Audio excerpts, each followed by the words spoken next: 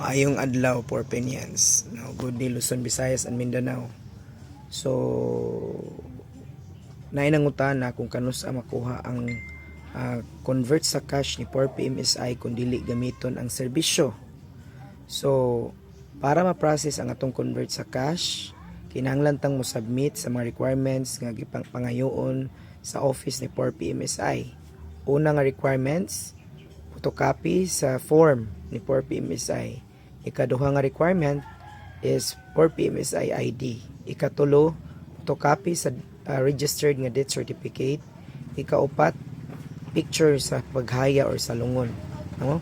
And then, kanusa madawat nato na minimum of 45 working days gikan sa pag-submit sa tong requirements, and then maximum magdepende siya kung mahuman ang atong collection kay sayod kita nga doon na kita cut off date sa ato ang collection, no? So ang office mo advise sa beneficiary kung kanusa madawat ang convert sa cash para nga makuha na nila ang ilang convert sa cash.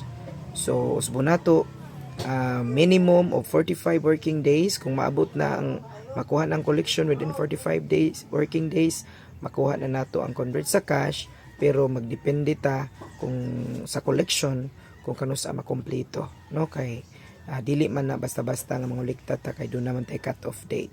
So mahinaot kong masabtan sa tanang membro ni 4PMSI nationwide ug labi na gyud sa mga leaders, dapat ato nang mapasabot ngadto sa atong tagsa-tagsa ka mga membro.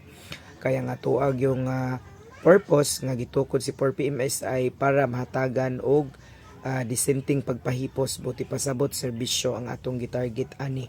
So kung ato i-convert sa cash, mauna nga doon na gyud tay proseso og mag-agad-agad gyud sa atong collection kay nationwide man ang atong collection, no? So hinaot kong masabtan o hinaot kong nga tanang mga leaders o mga membro ato ning ma-share pod sa ubang mga membro para ato ning masabtan ang atong pagka-membro kung unsay mga patakaran. So to God be the glory and God bless us all.